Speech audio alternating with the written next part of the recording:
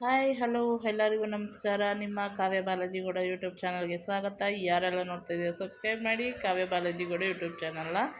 ಬನ್ನಿ, ಇವತ್ತು ನನ್ನ ಮಗನ್ನ ಅವನಿಗೆ ಅಕ್ಷರಾಭ್ಯಾಸ ಇತ್ತು, ಅದಕ್ಕೆ ಹೋಗಿ ಅಕ್ಷರಾಭ್ಯಾಸ ಮಾಡಿಸ್ಕೊಂಬಂದ್ಬಿಡೋಣ ಅಂತ ಕರ್ಕೊಂಡು ಹೋಗ್ತಾ ಇದ್ದೀನಿ. ಎಲ್ಲಿಗೆ ಅಂತ ನಿಮಗೆ ಆಲ್ಮೋಸ್ಟು ಗೊತ್ತಾಗಿದೆ ಅಂದ್ಕೊತೀನಿ. ಶೃಂಗೇರಿಗೆ ಹೋಗೋಣ ಅಂತ. ಶೃಂಗೇರಿಗೆ ಹೋಗಿ ಅವನಿಗೆ ಅಕ್ಷರಾಭ್ಯಾಸ ಮಾಡಿಸ್ಕೊಬಂದು LKGಗೆ ಹಾಕಬೇಕು. ನಾನು PKGಗೆ ಹಾಕಿಲ್ಲ, ಅದಕ್ಕೋಸ್ಕರ LKGಗೆ ಹಾಕೋಣ ಅಂತ ಅಂದ್ಬಿಟ್ಟು ಈಗ ಹೊರಡೋಣ ಅಂತ ಎಲ್ಲ ರೆಡಿಯಾಗಿ ಹೊರಡ್ಬೇಕೀಗ.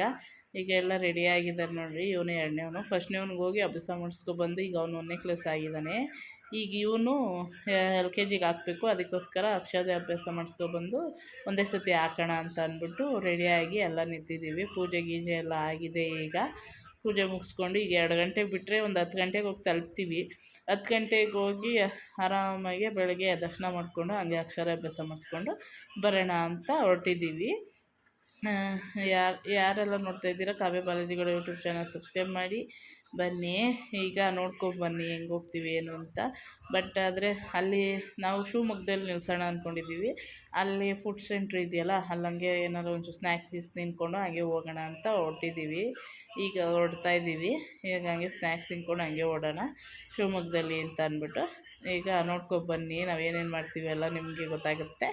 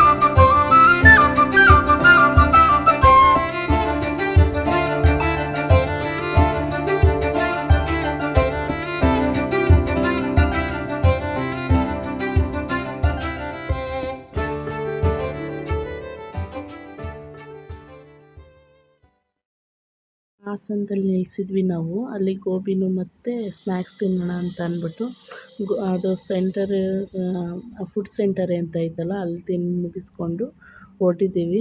ಹಾಸನದಲ್ಲಿ ತಿಂದಿದ್ದು ನಾವು. ಈಗ ಅದೇ ಅಕ್ಷರಾಭ್ಯಾಸ ಮಾಡಿಸ್ಕೊಂಬರಕ್ಕೆ ಹೋಗ್ಬೇಕಾಗಿತ್ತಲ್ಲ, ಅದಕ್ಕೆ ಹೋಗ್ತಾ ಇದ್ದೀವಿ ಇವಾಗ.